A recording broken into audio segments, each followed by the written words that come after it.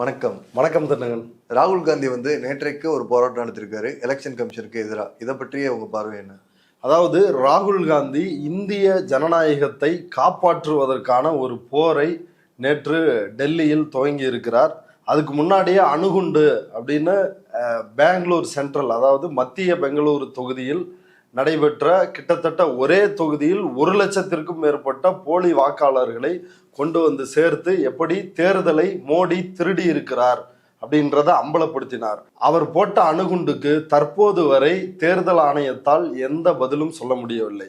சொல்ல முடியாமல் ராகுல் காந்தியை மிரட்டுகின்ற வேலை, வா சத்திய பிரமாணத்தில் எழுதி கொடு, இதை செய் அதை செய் அப்படின்னு சொல்வதன் மூலமாக, இல்லை நீ அப்படி செய்யல அப்படின்னா உன் மேல நடவடிக்கை எடுப்போம் அப்படின்னு சொல்லி கிட்டத்தட்ட அவங்க சொல்ற பிரிவுகள்லாம் என்னன்னா 3 ஆண்டுகள் ராகுல் காந்தியை சிறைப்படுத்துவதற்கான பிரிவுகளை சொல்லி ராகுலை கூப்பிடுறாங்க. அதாவது லிட்ரலா நீ எனக்கு எதிராக பேசக்கூடாது, எனக்கு எதிராக பேசுறது அப்படின்றது எலெக்ஷன் கமிஷனுக்கு எதிராக கிடையாது, அது மோடிக்கு எதிராக. ஏன்னா எலெக்ஷன் கமிஷன் ஆஃப் இந்தியா அப்படின்றது மோடியினுடைய பல்வேறு அணிகளில் அது ஒரு தேர்தல் அணியாக, மோடியினுடைய தேர்தல் அணியாக இன்றைக்கு இந்திய தேர்தல் ஆணையம் மாறி இருக்கிறது. எப்படி பாஜகவில் பல்வேறு அணிகள், வழக்கறிஞர் அணி, இந்த அணி அந்த அணின்னு இருக்குதோ, அதுபோல இது தேர்தலுக்கான ஒரு அணியாக இந்திய தேர்தல் ஆணையம் மாறிவிட்டது. அதனால் வெளிப்படையாக மிரட்டுகிறார்கள். ஆனால் ராகுல் காந்தி தன்னுடைய போரை விடாமல் தொடர்ந்து நடத்தி கொண்டு இருக்கிறார்.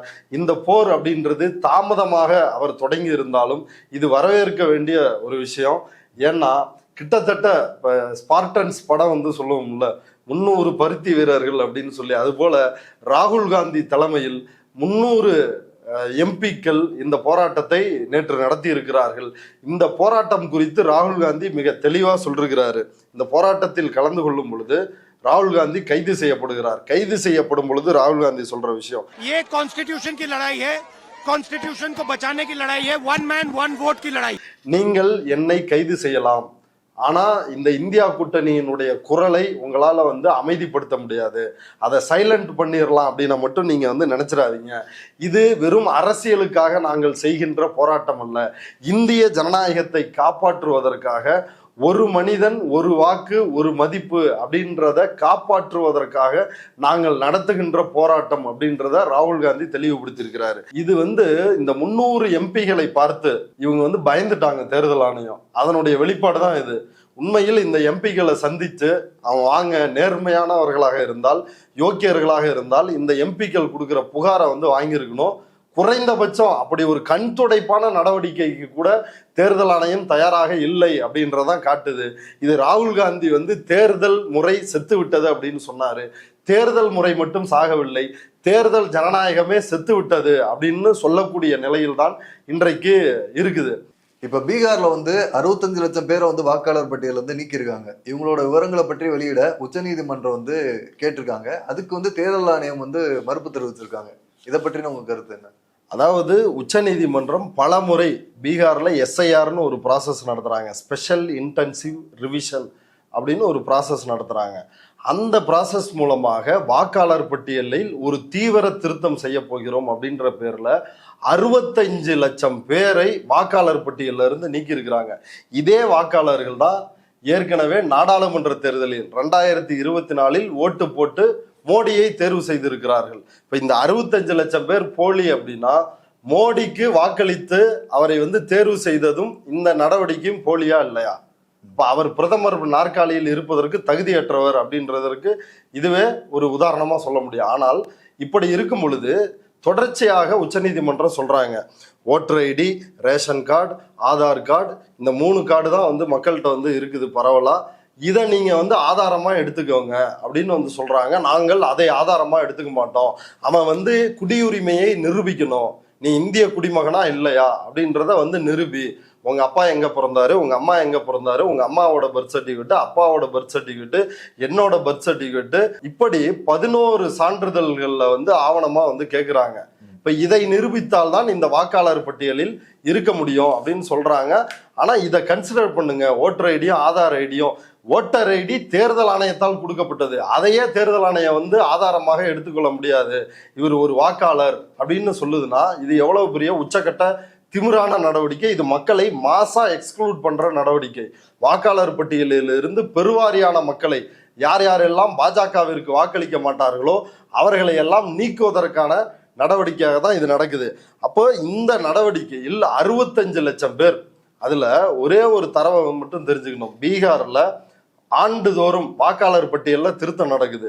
பீகார்ல மட்டும் இல்ல, இந்தியா முழுவதும். அது வந்து ஸ்பெஷல் சம்மரி ரிவிஷன் சொல்லுவாங்க. அதாவது சிறப்பு சுருக்க திருத்தம் வாக்காளர் பட்டியலில் செய்ய போகிறோம். அதன் அடிப்படையில் ஓராண்டில், ஒரு வருஷத்துல செத்து போனவங்களோட எண்ணிக்கை எவ்வளவுனா 4 லட்சம் பேர் அப்படின்னு ஜனவரி 1ஆம் தேதி 2025 அன்று தேர்தல் ஆணையம் சொல்லுது.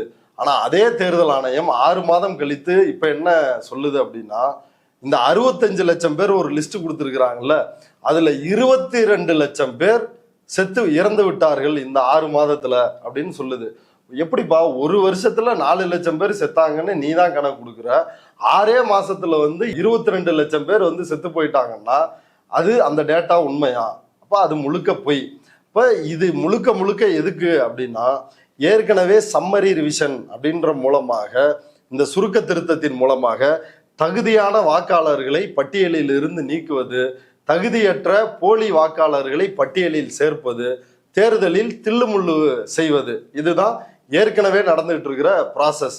இப்ப அந்த ப்ராசஸை ராகுல் காந்தி ஐடென்டிஃபை பண்ணிடுவாரு, எதிர்கட்சிகள் கண்டுபிடிக்க போகிறார்கள் அப்படின்றத முன்னரே அறிந்து இப்ப என்ன செய்யறாங்க அப்படின்னா, ஸ்பெஷல் இன்டென்சிவ் ரிவிஷன் அப்படின்றத ஒன்றை செஞ்சு யார் யாரெல்லாம் பாஜகவிற்கு வாக்களிக்க மாட்டார்களோ அவர்களை எல்லாம் சட்டப்பூர்வமாக நீக்குகிறார்கள்.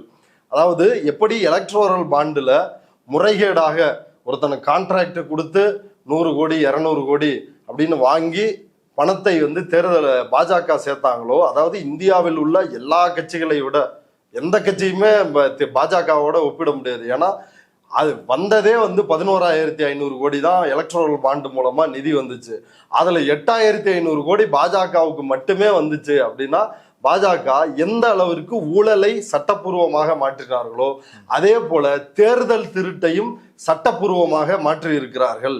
எப்படி சனாதன தர்மம் என்பது 4 வருணம் 4000 ஜாதி பிறப்பின் அடிப்படையில் ஏற்றத்தாழ்வு அப்படின்னு இவ்வளவு ஏற்றத்தாழ்வை அது வந்து சொல்லுதோ, அதை வந்து இதுதான் இந்து மதம், இதை நீ ஏத்துக்கணும், இதுதான் தர்மம் என்று சொல்லுகிறார்களோ, அதே போல இதுதான் சட்டம், அதை அநீதியை சட்டமாக்கி விட்டு அதை நீங்க எல்லாம் ஏத்துக்கணும் அப்படின்னு இந்த அயோக்கிய கும்பல் வந்து சொல்றாங்க. இப்ப இதுல 65 லட்சம் பேரை நீக்கிட்டாங்க. இதுக்கு ஒரு பட்டியல் சொல்றாங்க. 22 லட்சம் பேர் செத்து போயிட்டாங்க, இத்தனை லட்சம் பேரை எங்களால ட்ரேஸ் பண்ண முடியல, அவங்க எங்க இருக்கிறாங்கன்னு தெரியல, இவ்வளவு பேர் வந்து காணாமல் போய்விட்டார்கள் இப்படின்னு ஒரு பட்டியல் சொல்றல்ல. ஒரு நம்பர் 22 லட்சம் 15 லட்சம் 10 லட்சம்னு ஒரு நம்பர் சொல்றல்ல.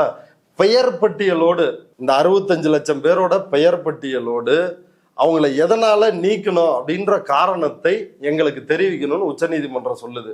அப்படி சொல்லும் பொழுது அந்த 65 லட்சம் பேர் பெயர் பட்டியலையும் தர முடியாது, அந்த விவரங்களையும் வெளியிட முடியாது அப்படின்னு திமிர்த்தனமாக சுப்ரீம் கோர்ட்டையே மிரட்டும் விதமாக தேர்தல் ஆணையம் ஒரு அபிடவிட்டை, பதில் மனுவை தாக்கல் செய்திருக்கிறார்கள். இதுல உச்சகட்டமாக ஜனநாயக சீர்திருத்தத்திற்கான சங்கம், அதாவது ஏடிஆர் என்று சொல்லப்படுகின்ற ஜனநாயக சீர்திருத்த அமைப்பின் சங்கத்தின் சார்பாகத்தான் உச்சநீதிமன்றத்தில் மனு தாக்கல் செய்யப்படுகிறது. அந்த அமைப்பு குறித்து இந்த அபிடவிட்லயே தேர்தல் ஆணையம் வந்து சொல்றாங்க, இது வந்து ராகுல் காந்திக்கு உன்னை வந்து ஜெயிலில் வச்சிருவோன்னு வந்து மிரட்டுறாங்க.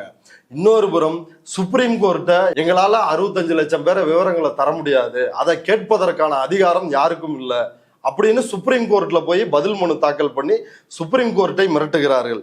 இதனுடைய உச்சபட்சமாக அடுத்து இந்த மனு தாக்கல் செஞ்சார்ல இந்த ஏடிஆர் என்ற ஜனநாயக சீர்திருத்த சங்கம், அவர்களை பற்றி அந்த மனுவிலேயே மனுதாரர் பொய்யான தகவல்களை அளித்து தேர்தல் கமிஷனை களங்கப்படுத்தும் முந்தைய முயற்சிகளையே தொடர்ந்து செய்து வருகிறார். அவர் ஏடிஆர் வந்து தொடர்ச்சியா இவங்களுடைய அயோக்கியத்தனங்களை 2019 தேர்தலில் இருந்தே அம்பலப்படுத்திட்டு இருக்கிறாங்க. அதை குறிப்பிடுறாங்க.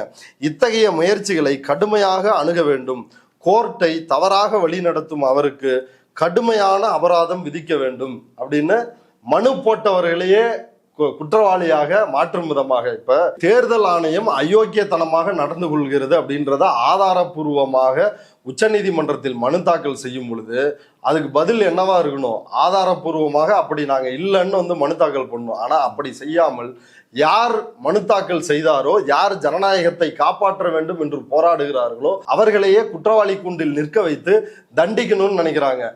ஏன் இந்த 65 லட்சம் பேர் அந்த லிஸ்ட்டை வந்து வெளியிட மாட்டாங்க அப்படின்றது வந்து ஒரு மிகப்பெரிய மோடி செய்த பல சாதனைகளில் இது வந்து ஒரு உச்சபட்ச உலக சாதனை அப்படின்னு சொல்லலாம். கின்னஸ் வேர்ல்டு ரெக்கார்ட்லேயே இடம்பெறக்கூடிய அளவிற்கு அத்தனை சாதனைகளை பீகாருடைய வாக்காளர் பட்டியலில் மோடி அரசு செஞ்சிருக்கிறாங்க. இது வெறும் வரைவு வாக்காளர் பட்டியலில் இருந்து 65 லட்சம் பேரை நீக்கி இருக்கிறாங்க. இறுதி வாக்காளர் பட்டியல் செப்டம்பர் 30ஆம் தேதி, இந்த 30ஆம் தேதி வரப்போகுது. அதுல பாத்தீங்கன்னா கிட்டத்தட்ட இந்த எண்ணிக்கைன்றது 1.5 கோடியை வந்து தொட போகிறது. ஏன்னா மக்கள்கிட்ட ஆவணங்கள் இல்லை. இப்ப இவர்கள் வந்து ஆவணங்கள் இருக்குதா இல்லையான்றது பிரச்சனை கிடையாது, யாரை வச்சுக்கணும் யாரை வச்சுக்க கூடாது அப்படின்றத பத்தி தான் இது. நீ ஆவணம் கொடுத்திருந்தாலும் வாக்காளர் பட்டியலில் இருந்து நீக்கப்படலாம். நான் கொடுக்கவில்லை, நான் பாஜக காரன் அப்படின்னா நான் வாக்காளர் பட்டியலில் சேர்க்கப்பட்டிருக்கிறார்கள். அதுதான் இந்த பீகார் எஸ்ஐஆர் ப்ராசஸ்ல வந்து நடந்திருக்குது. ராகுல் காந்தி பெங்களூர் சென்ட்ரல் தொகுதி, அந்த தொகுதியில் கிட்டத்தட்ட ஃபேக் அட்ரஸ் மூலமா 40,000 வாக்காளர்கள் சேர்க்கப்பட்டிருக்கிறார்கள். அவங்க எல்லாரோட அட்ரஸும் வந்து 0, மைனஸு, ஹேஷ்டேகு, இப்படி தான் அவங்களோட ஹவுஸ் நம்பர் இருக்குது. அதில் அப்படி ஒரு அட்ரஸே வந்து இருக்க முடியாது. அப்படி ஒரு அட்ரஸை கொடுத்து போலியான வாக்காளர்களை சேர்த்து இருக்கிறார்கள் அப்படின்னு அம்பலப்படுத்தினார். ஒரு தொகுதியில் 1 லட்சம் வாக்குகளில் 40,000 வாக்குகள், 1 லட்சம் வாக்கு போலி வாக்கு, அதில் 40,000 வாக்கு வந்து இந்த மாதிரி ஃபேக் அட்ரஸ் மூலமாக நடந்திருக்குது அப்படின்னு வந்து சொன்னாங்க. ஆனால் இப்போ வந்து இருக்குது இல்லை இந்த SIR draft list, voter list பீகாரில் 3 லட்சம் பேர், கிட்டத்தட்ட 3 லட்சம் பேரினுடைய வீட்டு முகவரி, வீட்டு டோர் நம்பர் என்னன்னா 0. ஒரு 0 மட்டும் கிடையாது, சில பேருக்கு 1 0, இன்னும் சில பேருக்கு 2 0, இன்னும் சில ஐடிக்கு வந்து 3 0. 1 2 இல்ல 3 லட்சம் பேருக்கு அப்படி. அப்ப 3 லட்சம் ஃபேக்கான ஓட்டர்ஸை வந்து இதுல ஆட் பண்ணி இருக்கிறாங்க அப்படின்றது தெளிவா தெரியுது. இப்ப இது தொடர்பா நியூஸ்லாண்ட்ரி அப்படின்ற செய்தி ஊடகம் பீகாரில் உள்ள தேர்தல் ஆணையர்களை அணுகி விசாரிக்கும் பொழுது, இல்ல ஃபார்ம் அவங்க வந்து ஃபில்அப் பண்ணி தர்றப்பயே அவங்க வீட்டு முகவரியை குறிப்பா வந்து டோர் நம்பரை எழுதாம விட்டுட்டாங்க. அதனால டிஃபால்ட்டா எலெக்ஷன் கமிஷனோட வெப்சைட்டு 0ன்னு வந்து அதை எடுத்துக்கிச்சு அப்படின்றாங்க. நீங்க யோசிச்சு பாருங்க, 7,24,00,000 பேர் இப்ப பட்டியலில் இருக்கிறாங்க. அதுல பட்டியலில் இருப்பவர்களில் 3 லட்சம் பேர் இப்படி போலியான ஃபேக் அட்ரஸோட வந்து இருக்கிறாங்க அப்படின்றத பார்க்க வேண்டியது இருக்குது. இது கிட்டத்தட்ட 88,000 பூத் வந்து இருக்குது. அதுல ஒரு 2,500 பூத்தை இந்த நியூஸ்லாண்ட்ரியால அனலைஸ் பண்ண முடியல. மற்ற பூத்தை தான் வந்து அனலைஸ் பண்ணி இப்படி 3 லட்சம் வாக்குகள் போலியா இருக்குது அப்படின்னு சொல்லிருக்கிறாங்க. இப்ப மற்ற 2,500 பூத்துல என்ன நடக்குதுன்னா, ராகுல் காந்தி வந்து குற்றச்சாட்டு வைக்கிறாருல்ல, இப்ப இவனுங்க வந்து இப்படி ஃபேக்கான வேலையை, இப்படி தேர்தல் மோசடியில் போலியான வாக்காளர்களை சேர்த்து ஈடுபடுகிறார்கள்னு அந்த குற்றச்சாட்டு வச்ச உடனே எலெக்ஷன் கமிஷன் பீகாரினுடைய எலக்டோரல் ரோல்ஸ், வாக்காளர் பட்டியல், இந்த டிராஃப்ட் பட்டியல் இருக்குது இல்ல, அந்த பட்டியலை என்னவா மாத்துறாங்கன்னா மெஷினால ஸ்கேன் பண்ண முடியாத ஒரு ஃபார்மேட்டா வந்து மாத்திடுறாங்க. இப்ப மெஷினால வந்து கம்ப்யூட்டரால வந்து ரீட் பண்ண முடியாத ஒரு ஃபார்மேட்டை தான் பெங்களூர்ல ராகுல் காந்தி கிட்ட கொடுத்து, ராகுல் காந்தி அதை 6 மாதங்கள் வந்து ஆய்வு செஞ்சு அதை கண்டுபிடிச்சு வெளியிட்டாங்க காங்கிரஸ் கட்சி சார்பா. ஆனா இப்படி ராகுல் காந்தி குற்றச்சாட்டை வச்ச உடனே 2,500 பூத்தொன்னினுடைய வாக்காளர் பட்டியலில் அப்படியே மொத்தமா வந்து மாத்திடுறாங்க. அதை வந்து கம்ப்யூட்டராலேயோ எதுவாலேயோ டிஜிட்டல் ஃபார்மேட்ல ரீட் பண்ண முடியாத ஒரு ஃபார்மேட்டுக்கு அதை மாத்திடுறாங்க. அப்ப அதை வந்து இவங்களால அனலைஸ் பண்ண முடியல. இது ஒரு குற்றச்சாட்டு. பீகாரில் மட்டும் 3 லட்சம் பேரினுடைய வீட்டு கதவு எண் 0 அப்படின்னு இருக்கிற ஒரு உலக சாதனையை மோடி படைத்திருக்கிறார். அதுக்கு அடுத்து இதுதான் வந்து மோடி செய்த சாதனைகளிலேயே உச்சபட்ச சாதனை. அது என்னன்னா, ராகுல் காந்தி பெங்களூரு நாடாளுமன்ற தொகுதியில் எப்படியெல்லாம் மோசடி இருக்குன்னு சொன்னாரு. அதுல குறிப்பா 70 வயசான சகுன்ராணி அப்படின்ற ஒரு அம்மையார் முதல் முறையாக வாக்களித்திருக்கிறார். அவங்க மட்டும் கிடையாது, 98 வயதில் உள்ளவர்கள் தங்களுடைய வாழ்நாளிலேயே அதுல வந்து முதல் முறையாக வாக்களித்திருக்கிறார்கள் அப்படின்றத அம்பலப்படுத்தினாரு. அது எப்படி ஒரு ஃபேக்கான விஷயம், அவங்களே எப்படி மல்டிபிள் ஒன்றுக்கும் மேற்பட்ட இடங்களில் வாக்களித்திருக்கிறார்கள் அப்படின்றத அம்பலப்படுத்தினாரு. இப்ப அதே போல இந்த பீகார்ல வந்து மிகப்பெரிய அளவுல வந்து ஆச்சரியப்படத்தக்க ஒரு விஷயம் நடந்திருக்குது. அதாவது நித்து தேவி, அவங்களுடைய வயது என்னன்னா 118, அவங்க இந்த வாக்காளர் பட்டியல்ல சேர்த்திருக்கிறாங்க. அடுத்து உஷா குமாரி அவங்களுக்கு வயது என்னன்னா 117. அடுத்து லால் ஷா அவருடைய வயது என்ன அப்படின்னா 117. அடுத்து பூஜா மிஸ்ரா அவங்களுடைய வயது 116. அடுத்து ஜூலி குமாரி அவங்களுடைய வயது என்ன 116. அடுத்து சந்தன் குமார் அவருடைய வயது 119. அடுத்து ஸ்ரீகந்தி தேவி அவங்களுடைய வயது 119. அடுத்து லால்டி தேவி அவங்களுடைய வயது வந்து 119. அடுத்து உச்சபட்சம் இதெல்லாம் வந்து இந்த மேஜிக் எல்லாம் மோடியினுடைய இந்த இந்து ராஷ்டிராவில் தான் நடக்கும். மின்டா தேவி அவங்களுடைய வயது என்னன்னா 124. இவங்கெல்லாம் வாக்காளர் பட்டியலில் இருக்கிறாங்க. அடுத்து ஆஷா தேவி அவர்களுடைய வயது 120. அதாவது 119 வயசு, 120 வயசு, 117 வயசு, 124 வயசு, இவ்வளவு வயசுல வந்து இவ்வளவு வயசாகி வாக்காளர்கள் இருக்கிறாங்களா அப்படின்ற ஒரு கேள்வி எல்லாருக்கும் வரும். ஒரு சின்ன டேட்டாவின் மூலமா நீங்க இதை வந்து புரிஞ்சுக்க வேண்டியது இருக்குது. இப்ப உலக அளவில் ரெக்கார்டு படி, கின்னஸ் போன்ற இது போன்ற ரெக்கார்டு படி அதிக வயதுடைய நபர் அப்படின்னு சொல்லப்படுகின்ற நபர், அவங்களுடைய ஏஜ், அவங்க வந்து ஒரு பிரிட்டிஷ் பெண்மணி அப்படின்னு சொல்றாங்க. அவங்களுடைய வயது வந்து 115. அவ்வளவுதான் அதிகபட்சம். இப்ப அதையும் தாண்டிய ரெக்கார்டெல்லாம் மோடி வந்து பண்ணியிருக்கிறாரு இந்த வாக்காளர் பட்டியலில். அப்ப உலக அளவில் இப்போ நியூயார்க் டைம்ஸ் போன்ற பத்திரிகைகள் இதெல்லாம் பதிவான செய்தியின்படியே உலக அளவில் அதிக வயதில் வாழுகின்ற பெண்மணியினுடைய வயது என்ன அப்படின்னா 115 தான். ஆனா அப்படி உலக அளவில் இருக்கின்ற கின்னஸ் ரெக்கார்டு இப்படி எந்த அமைப்புகளுக்குமே தெரியாத அதிக வயதுடையவர்கள் வந்து பீகார்ல தான் உயிர் வாழ்றாங்க. அதுவும் அவங்க வயது 117, 118, 119, 124 அப்படின்னு வந்து இருக்கிறாங்க. இப்ப இது என்னன்னா, அப்பட்டமாக வாக்காளர் பட்டியலில் எப்படி மோசடியை இந்த பாஜகவும் தேர்தல் ஆணையம் கூட்டு சேர்ந்து போலி வாக்காளர்களை எப்படி சேர்க்கிறாங்க அப்படின்றதுக்கு மிகச்சிறந்த உதாரணமாக இதை பார்க்க வேண்டியது இருக்குது. அதனாலதான் சொன்னேன், உலக சாதனை, இதுவரை இருந்த உலக சாதனை எல்லாம் முறியடிக்கின்ற ஒரு உலக சாதனையை மோடி இதில் செய்திருக்கிறார் அப்படின்றத பார்க்க வேண்டியது இருக்கு.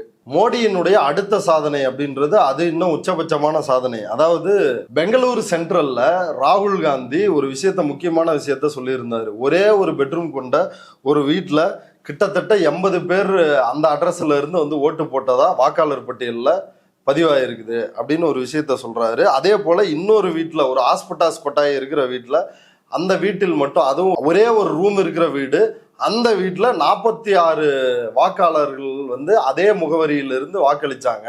ஆனா இதை நாங்க போய் ஃபீல்டில் ஆய்வு செஞ்சோம், அப்படி யாருமே இல்லை. அக்கம் பக்கத்துல விசாரிச்சு பார்த்தோம். நான் 35 வருஷமா இந்தியா டுடே நேரடியா போய் இந்த வீடுகளுக்கு ஆராய்ச்சி செஞ்சாங்க, கலாய்வு பண்ணாங்க. அப்ப அந்த வீட்டு பக்கத்து வீட்டுக்காரர், 35 வருஷமா நான் வந்து இந்த பக்கத்து வீட்டுல தாங்க இருக்கிறேன், இங்க வந்து 80 பேரோ இல்ல நீங்க சொல்ற இந்த பட்டியலோ அப்படி யாருமே கிடையாது, இது ஒரு பச்சை பொய் அப்படின்னு ஊடகங்களில் அம்பலமானது எல்லாருக்குமே தெரியும். அந்த வீட்டில் இருந்த நபரிடமும் பேட்டி எடுத்து அப்படி யாரும் அங்க இல்லை அப்படின்றத அந்த நபரே ஒப்புக்கொண்டார் அப்படின்றது ஊடகங்களில் வெளியானுச்சு. இப்ப இதை மிஞ்சுகின்ற விதமாக பீகார்ல முசாஃபர் நகர் அப்படின்ற தொகுதியில் ஒரே அட்ரஸ்ல 250க்கும் மேற்பட்டவர்கள் இருக்கிறாங்க. பாருங்க, உலகத்திலேயே மிகப்பெரிய கூட்டு குடும்பம் எங்க இருக்குது அப்படின்னா பாஜக கூட்டணி ஆட்சி நடைபெறக்கூடிய பீகார்ல இருக்குது. அதுவும் ஒரே அட்ரஸ்ல. அந்த வீட்டு கதவு எண் வந்து 27.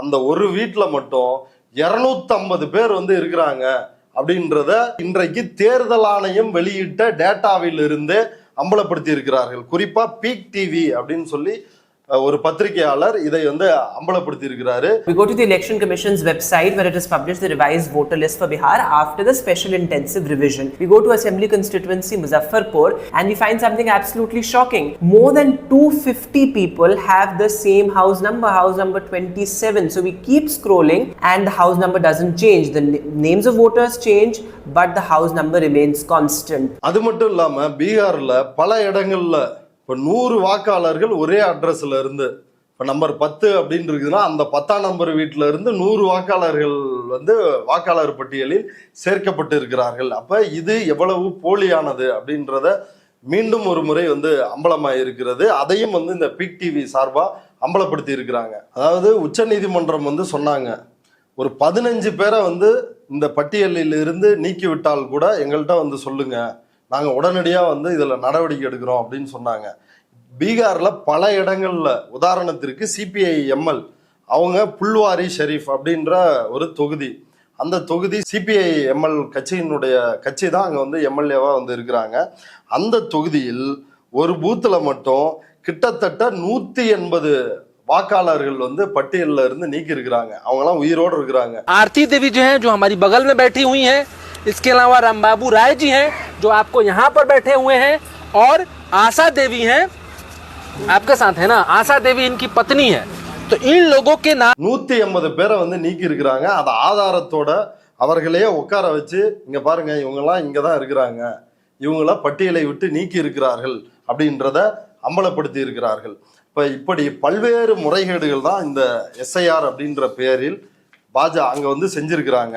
இது வெறும் வாக்காளர்களை நீக்குவதற்கான முயற்சி அப்படின்னு மட்டும் பார்க்க வேணாம். இது இன்னொரு புறம் குடியுரிமையை பறிப்பதற்கான நடவடிக்கை. நேரடியாக குடியுரிமை திருத்த சட்டத்தை அமல்படுத்தினால் கடுமையான எதிர்ப்பு வரும் அப்படின்ற காரணத்திற்காக மறைமுகமாக என்ஆர்சியில குடியுரிமையை பரிசோதிப்பதற்கான டாக்குமெண்ட் எல்லாம் இதுல கேட்டு மறைமுகமாக இந்த குடியுரிமை திருத்த சட்டத்தை அமல்படுத்துவதற்கான வேலையை தான் தேர்தல் ஆணையம் அங்க வந்து பார்த்துட்டு இருக்குது. இது ஒரு புறம் இருக்க, இந்திய தேர்தல் ஆணையம் இன்னொரு அறிவிப்பை இன்றைக்கு வெளியிட்டு இருக்கிறாங்க. அதாவது 8% வாக்குகளை பெறுகின்ற கட்சியை ஒரு அங்கீகரிக்கப்பட்ட கட்சியாக தேர்தல் ஆணையம் வந்து அறிவிக்கிறாங்க. ஆனா அங்கீகரிக்கப்படாத கட்சி தேர்தலில் வந்து பல கட்சிகள் இருக்குது. இப்படி 8% வாக்கு இல்லாமல் 1%, 2%. இப்ப பாமகவே வந்து ஒரு அங்கீகரிக்கப்படாத ஒரு கட்சி தான் வைங்களேன். அதனால 8% வாக்கு கிடையாது. அப்படி தமிழ்நாட்டிலும் சரி இந்தியாவிலும் பல கட்சிகள் வந்து அங்கீகரிக்கப்படாத கட்சிகள் இருக்குது. இப்ப அந்த அங்கீகரிக்கப்படாத கட்சிகள் 6 ஆண்டுகள் தேர்தலில் போட்டியிடாமல் இருந்தால் அவர்களுடைய பதிவுகளையும் தேர்தல் ஆணையத்தில் போய் பதிவு செய்வாங்கல்ல, அந்த பதிவையும் நாங்கள் வந்து ரத்து செஞ்சிருவோம். எப்படி வாக்காளர் பட்டியலில் இருந்து வாக்காளர்களை நீக்குவதை போல தேர்தல் ஆணையம் கட்சிகளினுடைய அங்கீகாரத்தை ரத்து செய்வோம் அப்படின்றத இன்றைக்கு அறிவித்திருக்கிறார்கள். இதுக்கு பேரை வந்து சுத்தப்படுத்துதல் அப்படின்னு இந்த ப்ராசஸுக்கு வந்து அவங்க வந்து குறிப்பிட்டு சொல்றாங்க இன்றைக்கு தேர்தல் ஆணையம் வெளியிட்டிருக்கின்ற அறிக்கையில். அப்ப இது வந்து தேர்தல் கட்சிகளுக்கும் வந்து ஆபத்து, இன்னொரு புறம் வாக்காளர்களுக்கும் வந்து ஒரு ஆபத்து. இது போக குடியுரிமையை பரிசோதிப்பதற்கான ஒரு நடவடிக்கையும் இதுல இருக்குது அப்படின்றத புரிந்து கொள்ள வேண்டும். இது எதை நோக்கி போகுது இந்த நடவடிக்கை எல்லாம் அப்படின்னா, இது வந்து ஒரு ஒற்றை ஆட்சியை நோக்கி போகிறது. இது ஒரே கட்சி பாஜக தான் இருக்க போகிறது. இந்த நாட்டினுடைய எப்போதும் இந்த நாட்டினுடைய அதிபராக மோடி தான் இருக்க போகிறார் அப்படின்ற நிலையை நோக்கி இதை எடுத்துட்டு போறாங்க. அதனுடைய வெளிப்பாடாகத்தான் நாம் இதை பார்க்க வேண்டியது இருக்கு. மோடி வெறுமனே எதிர்கட்சிகளை வீழ்த்துவதற்காக மட்டும் வாக்காளர் பட்டியலில் மோசடிகளை செஞ்சு போலியான வாக்காளர்களை சேர்ப்பது, மற்ற தகுதியான வாக்காளர்களை நீக்குவது அப்படின்றத வந்து செய்யறதில்லை. அவர் தன்னுடைய கட்சி, தனக்கு யார் தன்னுடைய கட்சியில் போட்டியாக இருக்கிறார்கள், தன்னை யார் ரீப்ளேஸ் செய்வாங்க அப்படின்னு அவர்களை பார்த்து மோடி அச்சப்பட்டு அவர்களையும் தேர்தலில் தோற்கடிப்பதற்கான வேலையில் மோடி வந்து ஈடுபட்டு இருக்கிறாரு. உதாரணத்திற்கு நிதின் கட்கரி, அவரும் வந்து ஒரு RSS காரர், அவரும் வந்து அந்த ஐக்கியர்களின் கூடாரத்தில் ஒரு நபர். அந்த நிதின் கட்கரி போட்டியிட்ட தொகுதி நாக்பூர், அதுல வந்து அவர் தான் ஜெயிச்சாரு. ஆனா அதுல 3.5 லட்சம் வாக்காளர்களை வாக்காளர் பட்டியலில் இருந்து வந்து நீக்கியிருந்தாங்க. இதை அவர் வந்து வெளிப்படையாகவே ஒரு குற்றச்சாட்டாக ஊடகங்களில், இந்தியா டுடே போன்ற ஊடகங்களில் பேட்டியாகவே கொடுத்தார். இப்ப மோடி எப்படிப்பட்ட யோக்கியர் அப்படின்றத எல்லாரும் தெரிஞ்சுக்கணும். இப்ப பெங்களூரை சேர்ந்த ஷாகுன் ராணி அப்படிங்கிறவங்க வந்து 2 ஓட்டர் ஐடி வச்சுக்கிட்டு 2 பூத்துல போய் ஓட்டு போட்டதா வந்து அப்படின்னு ராகுல் காந்தி வந்து நிரூபிச்சிருந்தாரு.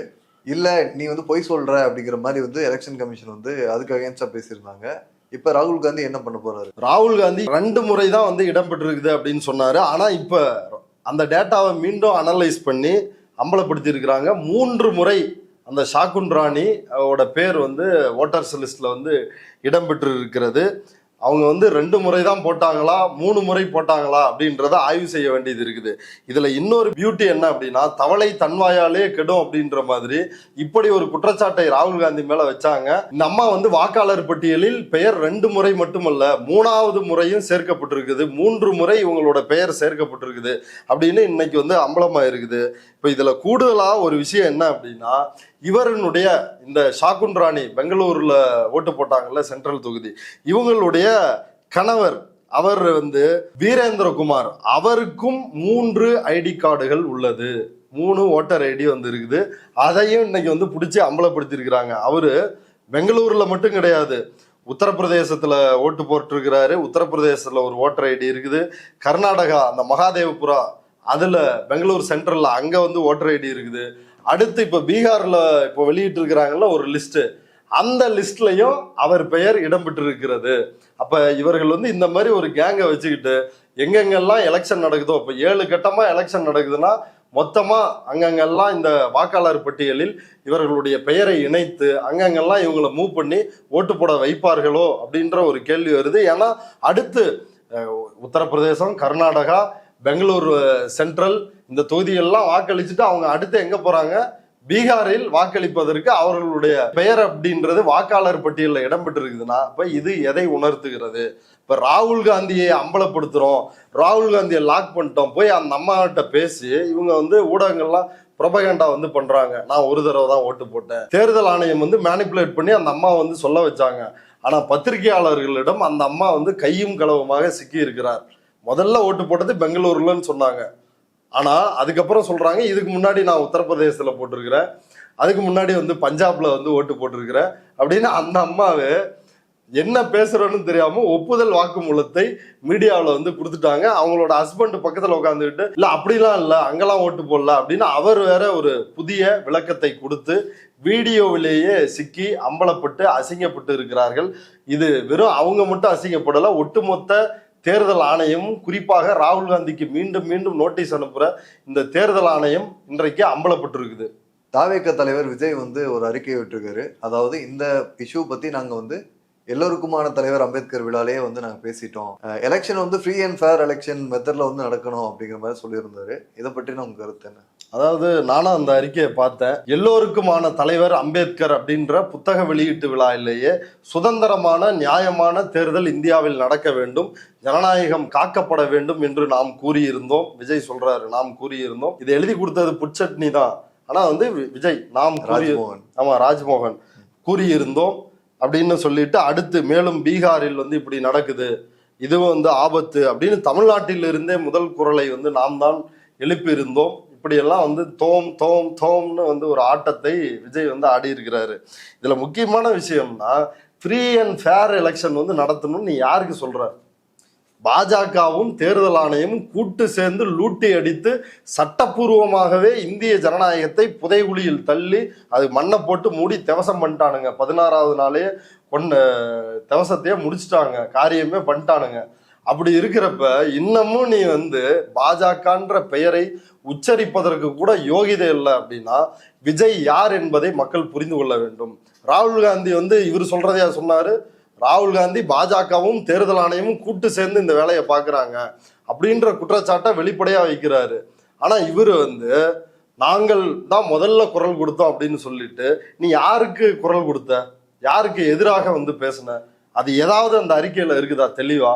இந்த அறிக்கையில் ஏதாவது ஒரு இடத்தில் பாஜக என்றோ மோடி என்றோ பாஜகவும் தேர்தல் ஆணையமும் கூட்டு, மோடியும் தேர்தல் ஆணையமும் கூட்டு என்றோ இப்படி ஏதாவது ஒரு இடம் இருக்குதா? ஒண்ணுமே கிடையாது. இதுக்கு பேர் வந்து பாஜக எதிர்ப்பு, மோடி எதிர்ப்பு, அல்லது ஃப்ரீ அண்ட் ஃபேர் எலெக்ஷனுக்கான ஒரு அறிக்கையை நாங்க வெளியிட்டோம் அப்படின்னு சொல்றதெல்லாம் மிகப்பெரிய ஒரு அயோக்கியத்தனம். அந்த அயோக்கியத்தனத்தை தான் வந்து விஜய் வந்து பண்ணிருக்கிறாரு. திரும்ப திரும்ப அவர் பாஜகவின் பி டீம் அப்படின்னு அடையாளப்படுத்துவதற்கான காரணம் வேற எதுவும் இல்லை, இதுதான். அவரே வந்து தான் யாருன்னு வந்து வெளிப்படையா காட்டிக்கிறாரு. இப்ப ராகுல் காந்தி வந்து இந்த மாதிரி ஆதாரங்களோட குற்றச்சாட்டு வைக்கையில தேர்தல் ஆணையம் வந்து திருப்பி வந்து ஒரு கேள்வி கேட்குது. அதாவது சில இடங்கள்ல வந்து இந்த கட்சி ஜெயிக்கல, வேற வேற கட்சிகள் ஜெயிச்சிருக்கு. ஆமா, காங்கிரஸே ஜெயிச்சிருக்கு, காங்கிரஸே திமுக ஜெயிச்சிருக்குது. ஆமா, இதுக்கெல்லாம் வந்து நீங்க என்ன சொல்ல போறீங்க அப்படிங்கிற மாதிரி. ஆமா, பொதுவா இது வந்து மக்கள்கிட்ட இருக்கிற கேள்விதான். இது ஒன்றும் அவ்வளவு பெரிய ஆழ்ந்து வந்து யோசிக்க வேண்டிய கேள்வியே கிடையாது. சிம்பிளான வந்து லாஜிக் தான். இப்ப தமிழ்நாட்டுல பிஜேபி இருக்குது, இங்க ஒரு வலுவான கட்சியா பிஜேபி இல்லை.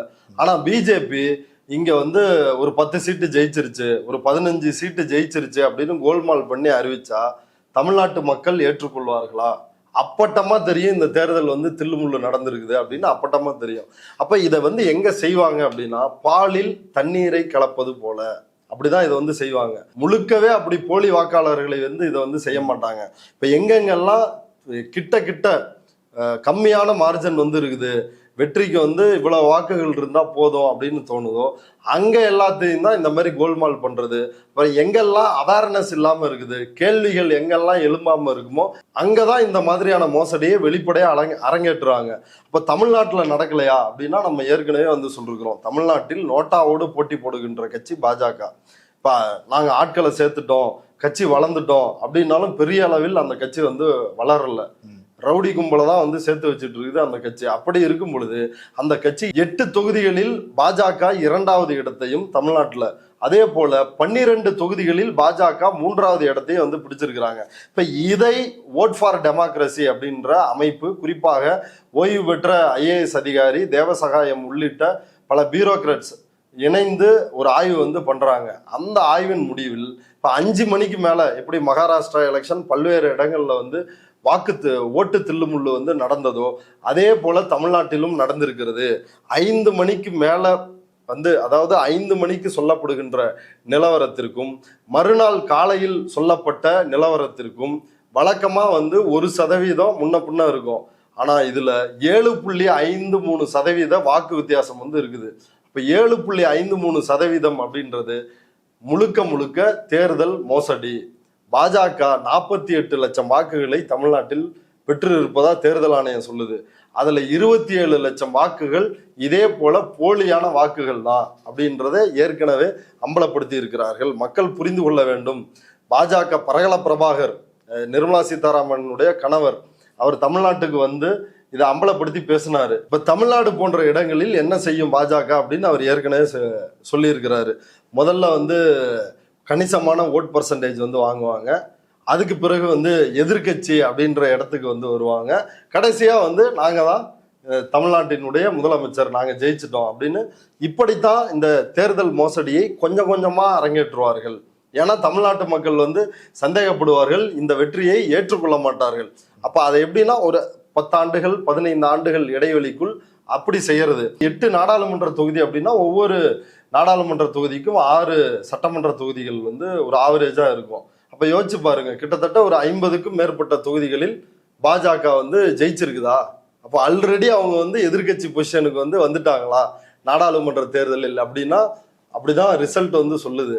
அப்ப அடுத்த தேர்தலில் அவர்கள் வந்து எதிர்கட்சியாகவோ அல்லது அதற்கடுத்த தேர்தலில் ஆளும் கட்சியாகவோ அவர்கள் மாறுவதற்கான எல்லா தில்லுமுள்ளுகளையும் அவங்க வந்து ஆல்ரெடி அரங்கேற்றி கொண்டுதான் இருக்கிறார்கள். இப்படித்தான் இந்த மோசடி நடக்கிறது என்பதை புரிந்து கொள்ள வேண்டும். அண்ணாமலை அவர் தொகுதி ஊர்ல போட்டிடுறாரு, அவருடைய வார்டு ஒரே ஒரு ஓட்டு தான், ஒத்த ஓட்டு தான் வந்து விழுந்திருக்குது அவரோட வார்டுல. அப்படின்னா அவ்வளவுதான் பாஜகவுக்கு இருக்கிற செல்வாக்கு. அப்படி இருக்கும் பொழுது திடீர்னு எப்படி இவங்க வந்து 8 தொகுதியில வந்து 2வது இடம் வர முடியும்? அப்ப இதில் மோசடி நடந்திருக்கிறது, அதை தமிழ்நாட்டில் கவனிக்க தவறுகிறார்கள். இப்ப இந்த மாதிரி ஒரு கான்ட்ரவர்சி கிளம்புனதுக்கு அப்புறம் அங்கே நாட்டுல பெரிய பெரிய மீடியாலாம் வந்து இதை பெருசா கவர் பண்ண மாதிரி தெரியல. ஆனா சோசியல் மீடியா அப்படி இப்படின்னு நிறைய இடங்கள்ல வந்து தமிழ்நாடும் சரி சவுத் சைடும் சரி சோசியல் மீடியால காமனாவே வந்து இது ரொம்ப பெரிய நியூஸா தான் இருக்கு. ஸோ இது வந்து பிஜேபியோட செல்வாக்கு வந்து எஸ்பெஷலி நாட்டுல வந்து சரிச்சு விடும் அப்படின்னு நம்ம நினைக்கலாமா? அதாவது இந்த செல்வாக்கு வந்து சிதைகிறதுன்றது இல்லை, ஆல்ரெடி பாஜக வந்து தேர்தலில் தோற்று விட்டது. 2019 தேர்தலையும் தோத்துருக்குது, 2024 தேர்தலிலும் பாஜக வந்து தோத்துருச்சு. ஆல்ரெடி அது வந்து மக்கள் செல்வாக்கை இழந்து விட்டது. புல்வாமா மாதிரி, அதாவது ஒரு 300 கிலோ RDX பாம்போட வந்து ஒரு வண்டி 2 நாளா காஷ்மீர்ல வந்து சுத்திட்டு இருக்குதான். அதை வந்து உளவுத்துறைக்கும் அந்த தகவல் போகுமா? அதனால ராணுவ வீரர்கள் ஒரு 44 பேரை, துணை ராணுவ படையினரை தரை வழியா வந்து அவங்கள டிராவல் பண்ணாம அவங்கள வந்து வான்வழியில் எடுத்துட்டு போகணும் அப்படின்னு சொல்லி ஏர்கிராஃப்ட் எல்லாம் கேட்டிருக்கிறாங்க. ஜம்மு காஷ்மீர் ஆளுநர் சத்யபால் மாலிக் இறந்துட்டாரு, அவர் வந்து இதெல்லாம் பிறகு வந்து அம்பலப்படுத்தி பேசினார், கேட்டிருக்கிறாங்க. அப்படி கேட்கும் பொழுது ஏர்கிராஃப்ட் வந்து கொடுக்க மறுக்கிறார்கள், விமானங்களை கொடுக்க மறுத்து அவங்கள தரை வழியாகவே பயணிக்க வைத்திருக்கிறார்கள். அப்போதான் 44 பேர் வந்து அந்த RDX வண்டி வந்து மோதி அவங்க வந்து உயிரிழக்கிறார்கள். ஒரு மாபெரும், ஒரு இந்தியாவே உலுக்கி பார்த்த ஒரு துயரமான சம்பவம் வந்து நடந்துச்சு. அப்படி ஒரு சம்பவம் நடந்து அந்த சம்பவத்தை வைத்து தேர்தல் பிரச்சாரம், தேர்தல் கோட் ஆஃப் கண்டக்ட்லாம் அப்படி பேசவே கூடாது, ராணுவத்தையோ இந்த மாதிரி எதை வச்சும் பிரச்சாரமே பண்ணக்கூடாது. ஆனால் மோடி அதை வைத்து பிரச்சாரம் செய்தார். அப்படி பிரச்சாரம் செய்தும் 2019 பாஜக தோல்விதான் அடைந்திருக்கிறது. ஏன்னா நீ எவ்வளவுதான் தேச வெறியை வந்து ஊட்டி மக்களை வந்து தன் பக்கம் வச்சுக்கணும், அப்படின்னு நினைத்தாலும் மக்கள் வந்து நீ ஆளுகின்ற யோகிதையை பார்த்து மக்கள் உனக்கு ஓட்டு போட தயாரா இல்லை. நீ மதவெறி, ஜாதி வெறி, தேசவெறி, இனவெறி, எல்லா வெறியையும் பாஜக கிளப்புது. அப்படி இருந்து மக்கள் வந்து அப்பட்டமா வந்து தோக்கடிச்சிருக்கிறாங்க. ஏன்னா அவர்களுடைய அன்றாட வாழ்க்கை பிரச்சனை அந்த அளவு கொடுமையா இருக்குது மோடி ஆட்சியில. விவசாயிகள், மாணவர்கள், தொழிலாளர்கள், எந்த பிரிவு, மீனவர்கள், எல்லா பிரிவுமே வந்து கொடூரமாக பாதிக்கப்பட்ட ஒரு ஆட்சி தான் இந்த பாஜக ஆட்சி. இப்ப அப்படி இருக்கிறப்போ மக்கள் வந்து தோற்கடிச்சிருக்கிறாங்க. 372 தொகுதிகளில் பதிவான வாக்குகளை விட எண்ணப்பட்ட வாக்கு அதிகம். உதாரணத்துக்கு சொல்லணும்னு வைங்களேன், இப்போ ஒரு பூத் இருக்குது, அங்க இருக்கிற மொத்த வாக்காளர்களே ஒரு 2000 பேர் இல்ல ஒரு 1500 பேர் அப்படின்னா, அங்க வந்து 2000 பேர் 2500 பேர் லிஸ்ட்ல இருக்கிறத விட, ஏண்டா இந்த ஊர்ல இவ்வளவு ஓட்டர் தான் இருக்கிறான்னா அதை விட வந்து 500 பேர் 600 பேர் அதிகமா எப்படி ஓட்டு போட முடியும்? இப்ப அப்பட்டமா அதுல மோசடி நடந்திருக்குது. இது 2019 நடந்துச்சு. 2024 538 தொகுதிகளில் இதே போன்ற மோசடியை பாஜக வந்து அரங்கேற்றியது. அப்ப ஆல்ரெடி அவங்க செல்வாக்கு இழந்துதான் போயிருக்கிறாங்க. இப்ப இந்த செய்தியை ஊடகங்கள் மறைப்பதன் மூலமாக மக்கள்கிட்ட வந்து பாஜகவை காப்பாற்றி விடலாம் அப்படின்னு நினைக்கிறதோ, அல்லது சோசியல் மீடியாவில் பரவுவதன் மூலமாக மக்கள் வந்து இப்பதான் வந்து தெரிஞ்சுக்கிறாங்க. ஆல்ரெடி நடைமுறையில் பல விஷயம் வந்துருக்குதுங்க. இப்போ ஒருத்தர் வந்து ஏற்கனவே போன எலெக்ஷன்ல ஓட்டு போட்டு வந்து பேட்டி கொடுத்தாரு. நான் 6 முறை இன்னைக்கு ஓட்டு போட்டிருக்கிறேன், பீகார்லன்னு நினைக்கிறேன், ஒரு பெரியவர் 6 முறை ஓட்டு போட்டிருக்கிறேன்னு. உத்தரப்பிரதேசத்தில் ஒரு தொகுதியில பாஜக தலைவரினுடைய, அந்த உள்ளூர் தலைவரினுடைய பையன், அவனுக்கு 16 வயசு தான். அவன் வந்து ஒரு 10-15 ஓட்டை வந்து நச்சுன்னு போட்டு அதை வீடியோ எடுத்து வெளில விட்டான். இப்ப இப்படி இதெல்லாம் ஆல்ரெடி மக்களுக்கு தெரியும். இன்றைக்கு தான் வந்து எதிர்கட்சிகள் இது ஒரு பெரிய பிரச்சனையா எடுத்து போராடுறாங்க. இதெல்லாம் மக்களுக்கு தெரியாமல, ஏற்கனவே இது மக்களுக்கு தெரியும். இப்ப ஆல்ரெடி செல்வாக்கு இழந்த கட்சி தான் பாஜக. இப்ப இவர்களை ஆட்சியில் விட்டு துரத்துவது எப்படி அப்படின்றதான் எதிர்கட்சிகள் யோசிக்க வேண்டியது இருக்கு. இப்ப தேர்தல் ஆணையம் வந்து மோடியோட சேர்ந்து செயல்படுது அப்படிங்கிற மாதிரி சொல்றீங்க. இப்ப இது வந்து இப்படியே தொடரவும் முடியாது. இதுக்கு என்ன சொல்யூஷனா இருக்க முடியும்? அதாவது தோழர் மருதையன் வந்து நேற்று ஒரு பதிவு வந்து போட்டிருக்கிறாரு, முக்கியமான ஒரு பதிவு. அதாவது பிஜேபியும் தேர்தல் ஆணையம் எப்படி கூட்டு சேர்ந்து தேர்தலை திருடுகிறார்கள், மோசடியில் ஈடுபடுகிறார்கள் அப்படின்றத வந்து அம்பலப்படுத்துற விதமா ஒரு பதிவு போட்டிருக்கிறாரு. அதுல வந்து அவர் சொல்றாரு, அதுல அவர் சில பாயிண்ட்ஸ் வந்து அடுக்கிறாரு. இது எதுக்காகனா, போய் நீதிமன்றத்தில் நிற்கிறார்கள். நீதிமன்றமும் 2019 நான் சொன்னல அந்த பிரச்சனை சம்பந்தமா ஏடிஆர் கேஸ் போட்டிருக்கிறாங்க. அந்த கேஸ் இன்னும் தூங்கிட்டு இருக்குது. அந்த கேஸை 2024 தேர்தலுக்கு முன்னாடி விசாரிச்சு ஆகணும்னு போய் நிக்கிறாங்க. உச்ச நீதிமன்றம் வந்து என்ன சொல்லுதுன்னா, இவ்வளவு நாள் நீ என்ன தூங்கிட்டு இருந்தியா அப்படின்னு இவங்க கேஸை எடுத்து விசாரிக்காம மனு போட்டவரை பிடிச்சி வந்து திட்டுற வேலையை தான் பார்த்தாங்க. அப்ப அவங்கள்ட்ட போய் புகார் தராங்க.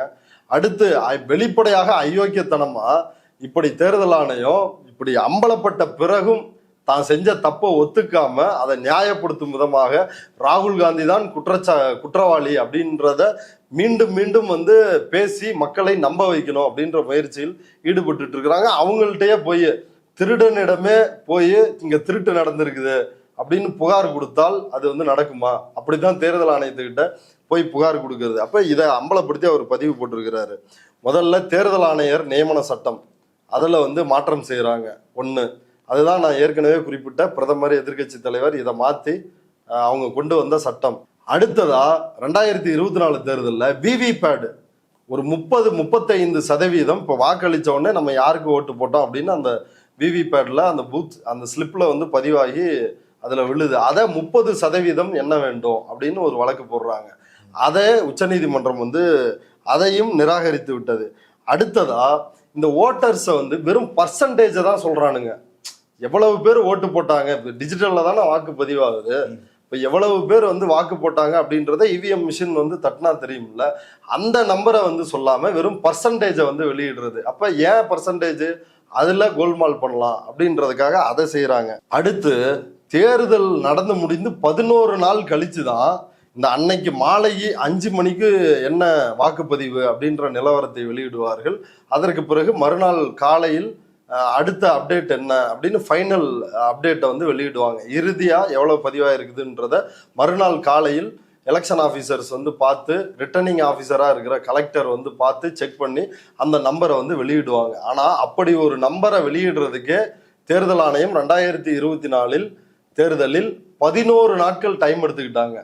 இப்போ அந்த 11 நாட்கள்ல கிட்டத்தட்ட 5 மணிக்கு மேல அவங்க ஹைக்கு நடக்குது. எப்படி தமிழ்நாட்டில் 7.53ன்னு சொன்னனோ அதே போல ஒரு 6% ஹைக் வந்து இந்தியா முழுக்க நடந்திருக்குது அப்படின்றத அந்த ஓட் ஃபார் டெமோக்ரஸின்ற அமைப்பு கண்டுபிடிச்சிருக்கிறாங்க. இப்போ அதனுடைய பொருள் என்னன்னா, அந்த 6%ன்றது கிட்டத்தட்ட 5 கோடி வாக்குகள் வந்து போலியா போட்டுதான் அந்த தேர்தலை 2024 வந்து ஜெயிச்சாங்க. இப்ப அப்படி ஒரு மோசடி நடந்திருக்கிறது. அப்படி தேர்தல் ஆணையம் வெளியிடாம இருந்திருக்குது. அடுத்து ஃபேஸ் 2 அதுல வந்து 79 தொகுதிகள், ஃபேஸ் 2ல வந்து 7 கட்டமா நடந்ததுல 2ஆம் கட்டத்துல 79 தொகுதிகளில் தேர்தல் நடந்திருக்குது.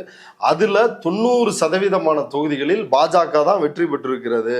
ஆனா அந்த தொகுதிகள் குறித்து எந்த விதமான வெளிப்படையான இவ்வளவு வாக்குகள் வந்து பதிவாயிருக்குது, மாலை 5 மணி நிலவரம் இதுதான், மறுநாள் காலை நிலவரம் இதுதான் அப்படின்னு எந்த ஒரு டேட்டாவையுமே வெளியிடல. இப்ப இந்த 79 தொகுதிகள் சம்பந்தமான எந்த டேட்டாவையுமே வெளியிடல. ஏன் வெளியிடல? ஏன்னா அந்த 79 தொகுதிகள்லையும் 90% இடங்களை பாஜக ஜெயிச்சிருக்குது. அப்ப அப்பட்டமா தில்லுமுள்ளு நடந்திருக்குன்னு தெரியுது. அடுத்து இப்ப ஷாக்குன் ராணியை வந்து கேட்குறாங்கல்ல, அவங்க 2 தடவை ஓட்டு போட்டாங்களா 3 தடவை ஓட்டு போட்டாங்களா என்கிட்ட வந்து நிரூபின்னு. அதை நிரூபிக்கிறதுக்கான ஆதாரமே உங்ககிட்ட தான் இருக்குது, சிசிடிவி ஃபுட்டேஜ். நீ என்ன பண்ற, 40 நாட்களுக்குள்ள அந்த ஆதாரங்களே அழிக்கிற, நீயே அந்த வீடியோஸ் எல்லாம் டெலீட் பண்ற. சட்ட திருத்தமே கொண்டு வராங்க. கோர்ட்டுக்கு போய் இந்த பூத்துல, குறிப்பிட்ட பூத்துல வீடியோ ஃபுட்டேஜ் எங்களுக்கு வேணும் நாங்க செக் பண்றதுக்கு அப்படின்னு வந்து கேட்குறாங்க காங்கிரஸ் தரப்புல. அப்படி கேட்கும் பொழுது உடனடியாக ஒரு சட்ட திருத்தத்தை மோடி அரசு கொண்டு வருது. எலெக்ஷன் கண்டக்ட் ரூல்ஸ்ல என்னன்னா, யாரும் சிசிடிவி ஃபுட்டேஜோ வீடியோ கவரேஜ் பண்ணது குறித்தோ அந்த வாக்குப்பதிவு நாள் அன்னைக்கு பூத்துல நடந்ததை அதை யாருக்கும் அக்சஸ் பண்றதுக்கான அதிகாரம் கிடையாது, அது வந்து ஒரு சீக்ரெட் அப்படின்னு அதை வந்து மாத்திடுறாங்க. இப்ப இதெல்லாமே எப்படி சித்தரிக்கிறாங்கன்னா, ஏதோ ஒரு ராணுவ ரகசியம் போல, இதை வந்து யாருக்கும் பார்க்க அனுமதி இல்லை. அதாவது ஒரு வாக்காளர் நான் வந்து வாக்களிக்கிறேன் அப்படின்னா இந்த கட்சிக்கு தான் போகுதா, என்னுடைய வாக்கு சரியாதான் நான் வந்து செலுத்தி இருக்கிறேன்னா அப்படின்றத அவர்கள் தெரிந்து கொள்வதற்கான அதிகாரம் இருக்குதா இல்லையா? நான் எந்த கட்சிக்கு ஓட்டு போடுறேன்னு எனக்கு தெரியணும்ல. அப்ப அதை மறைப்பதற்கு, அதை யாரும் கண்டுபிடிச்சிட கூடாதுன்றதுக்காக சிசிடிவி ஃபுட்டேஜை வெளியிட மாட்டோம்னு ஒரு சட்ட திருத்தம் வந்து கொண்டு வராங்க. அடுத்து மிக முக்கியமா டிஜிட்டல் ஓட்டர் லிஸ்ட் வந்து தரமாட்டான், மின்னணு வாக்காளர் பட்டியலை தருவதில்லை. ஏன்னா அந்த டிஜிட்டல் பட்டியல் இருந்துச்சுன்னா ஈஸியா வந்து அனலைஸ் பண்ணி எவ்வளவு ஃபேக்கான வாக்காளர்களை சேர்த்திருக்கிறாங்க, எவ்வளவு மோசடி நடந்திருக்குன்னா உடனடியாக ஆய்வு செஞ்சிட முடியும். அப்ப மெஷினால படிக்க முடியாத டாக்குமெண்ட்ல வந்து கொடுக்கறது, அப்லோட் பண்ணி வைக்கிறது, இப்ப அதையும் டவுன்லோட் பண்ணி கண்டுபிடிச்சிடுறாங்கன்னு ராகுல் காந்தி பேசின உடனே அதையும் உடனடியாக பிளாக் பண்ணிட்டாங்க. பல மாநிலங்களில் அங்கே வந்து வாக்காளர் பட்டியலை யாராலையும் டவுன்லோட் பண்ண முடியாமல் அதையும் வந்து லாக் பண்ணிட்டாங்க. இறுதியாக உச்சகட்டமாக இவிஎம்ல நடக்கிற மோசடி, எதுக்கு ஓட்டு போட்டாலும் பாஜகவிற்கு விழுகிறது அப்படின்ற குற்றச்சாட்டு ஏற்கனவே இருந்து கொண்டு இருக்கிறது. இப்போ சுதந்திரமாக ஒரு இண்டிபெண்டான ஒரு நபரோ ஒரு தனியார் அமைப்போ போய் அந்த இவிஎம் மிஷினை ஆய்வு செய்து அதை பரிசோதிப்பதற்கான வாய்ப்புகள் வந்து இல்லாம இருக்குது. அதாவது வல்லுநர் எக்ஸ்பர்ட்டு அதை ஆய்வு செஞ்சு அது எப்படி இருக்குது அப்படின்றத அப்படி ஒரு பரிசோதனைக்கு கூட தேர்தல் ஆணையம் தயாராக இல்லை. இப்ப உச்ச நீதிமன்றம் ஒருபுறம், தேர்தல் ஆணையம் ஒருபுறம் அப்படின்னு இவ்வளவு பிரச்சனைகள் இவங்கள்ட்டே இருக்குது. இப்ப இந்த பிரச்சனையை போய் இவங்கள்ட்ட முறையிட்டு நாம் வந்து தீர்க்க முடியாது. எப்படி எம்பிக்களை ராகுல் காந்தி திரட்டினாரோ அதுபோல எதிர்கட்சிகள் இந்தியா முழுவதும் உள்ள மக்களை திரட்டி வீதியில் இறங்கி போராட வேண்டும். மோடி ஆட்சியை விட்டு இறங்காவிட்டால் மக்களே ஆட்சியை விட்டு மோடியை இறக்கி விடுவார்கள் அப்படின்ற அச்சம் மோடிக்கு வந்தால்தான் மோடி ஆட்சியை விட்டு இறங்குவார் அப்படின்ற ஒரு நிலைமை தான் புரியுது. உலகம் முழுக்க எல்லா சர்வாதிகாரிகளும் எல்லா பாசிஸ்டுகளும் அப்படித்தான் வந்து ஆட்சியை விட்டு இறக்கி இருக்கிறார்கள். ஹிட்லரும் சரி முசோலினியும் சரி. இப்போ முசோலினி எல்லாம் பார்த்தீங்கன்னா மக்கள் வந்து கல்லாலே அடிச்சு 2 காலையும் பிடிச்சி 2ஆவே கிழிச்சு போட்டாங்க உடம்ப. இப்போ சர்வாதிகாரிகளுடைய முடிவு வந்து அப்படிதான் இருந்திருக்குது. மக்களை திரட்டி வீதியில் இறங்கி போராடாமல் இந்த பிரச்சனையை தீர்க்க முடியாது அப்படின்றதான் ஒரே தீர்வு. நிறைய செய்திகளை பகிர்ந்துக்கிட்டீங்க, ரொம்ப நன்றி. நன்றி.